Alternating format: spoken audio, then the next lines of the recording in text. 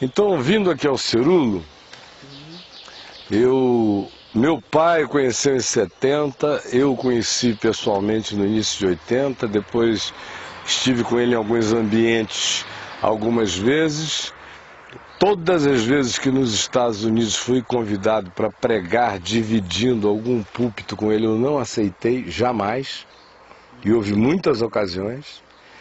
Até que o Custódio Rangel, da Donep, começou a trazê-lo aqui para o Brasil no início da década de 90. Embora ele já estivesse vindo aqui desde 85, mais ou menos.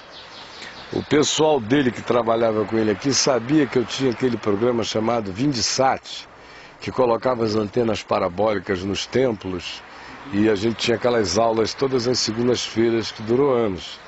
Aí eles foram lá na Vind dizer que o Cerulo estava vindo e que ele queria usar a mesma tecnologia de satélites. Aí propuseram que eu cedesse a ele as centenas de antenas que a gente tinha naquele tempo, as antenas de 3 metros, enormes, que estavam nos templos de centenas de igrejas sérias, naquele tempo ainda existia isso, no Brasil, e havia no mínimo 20, 30, 40, 50 mil alunos simultâneos toda segunda-feira estudando a palavra com a apostila. Eles queriam aquilo tudo que eu emprestasse para o Cerulo fazer. Eu falei, você me desculpa, não é mesquinharia, eu não sou mesquinho.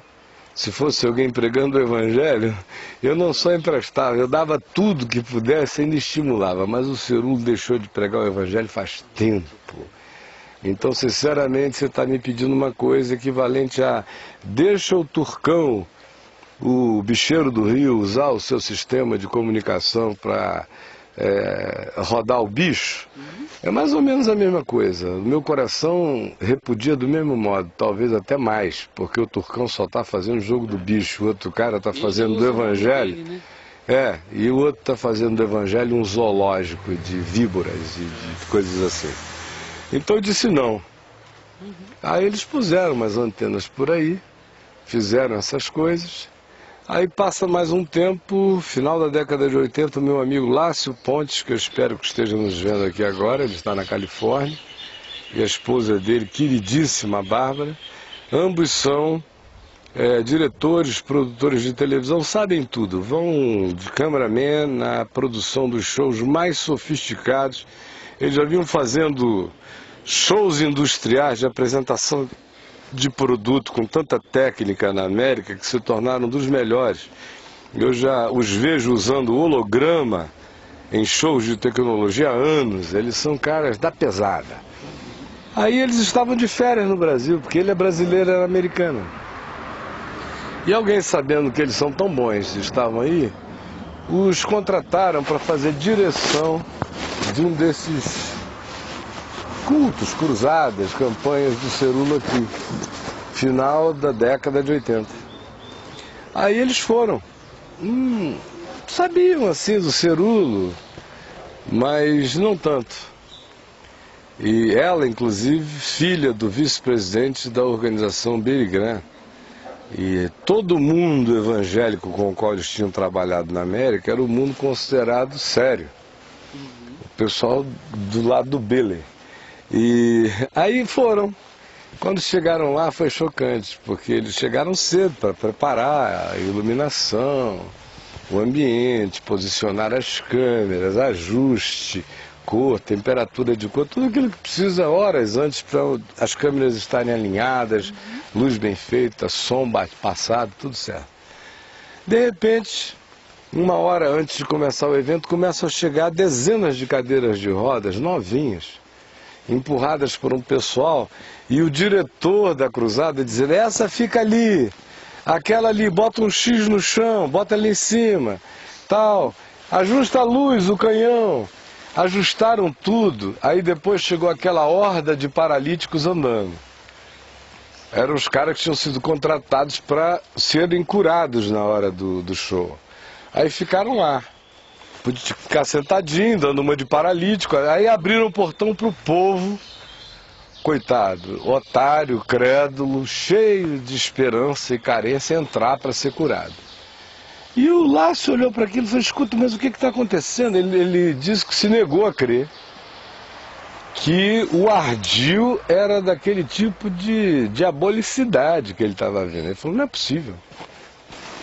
O que é? Não se preocupa com isso não, isso é outra coisa. E todo mundo que ele perguntava, não é nada não, só corta na hora que a gente disser que você tem que cortar. Eu vou ficar aqui do lado dizendo, agora é aquele, e você vai cortando.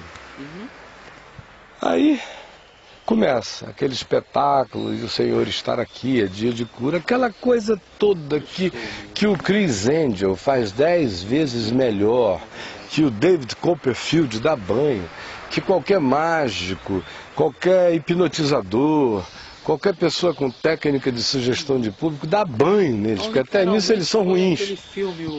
Fede mais, não cheira bem. Steve Martin ainda foi mais sóbrio.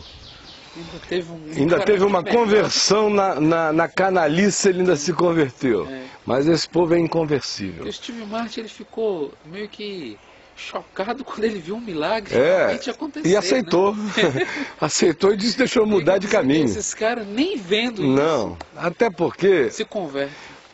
Eles não creem de fato em milagre espontâneo.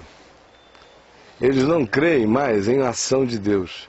Eles creem em sugestão humana, em provocação de histeria, em estado de excitamento esperançoso produzido pelo quê?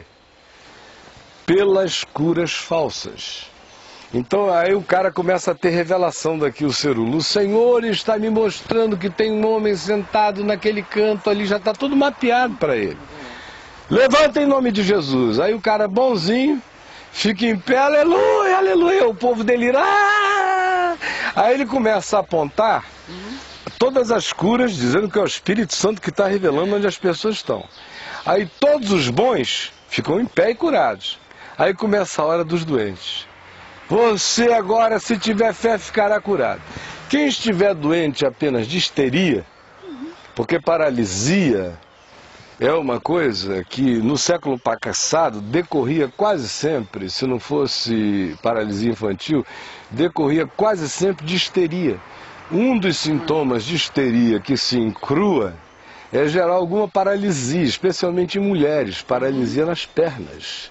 Muitas mulheres até a década de 60 ficavam tão histéricas de serem traídas pelo marido, de engolir aquelas amantes, naquele tempo era normal, moda e obrigação, de não serem mais procuradas sexualmente, serem desprezadas, e o estado de histeria que se instalava era tão grande, se somatizava nas paralisias nas pernas. Então, quando um caso é esse, o excitamento da sugestão cura o paralítico. Aí ele não levanta em pé na hora assim, legal, mas ele vai fazendo aquilo que a gente vê ali no R.R. Soares, naquele negócio. Jesus nunca curou. Os paralíticos que Jesus curava tomavam leite, andavam e saltavam. Como bezerros no templo, não era aquela coisa assim, ó. Aquilo ali é a cura de sugestão. Daqui a 10 dias, uma semana, se a pessoa tiver uma tristeza, uma decepção, um choque, volta tudo de novo. Então, quando começou a hora dos doentes verdadeiros, o Lácio disse que aí foi o espetáculo mais demoníaco que ele já viu na vida dele. Era pré-medieval. Eram aquelas velhinhas tentando se levantar na cadeira em nome de Jesus e rebolando pela arquibancada. Foi um negócio tão horroroso que a mulher dele... Eu um show desse na Assembleia de Deus, de um suposto missionário vindo de Goiânia. Lembrei aqui do... Então, olha só, ele tinha uma senhora de 60 anos na cadeira de roda. E meu pai era pastor nessa época lá na Assembleia de Deus.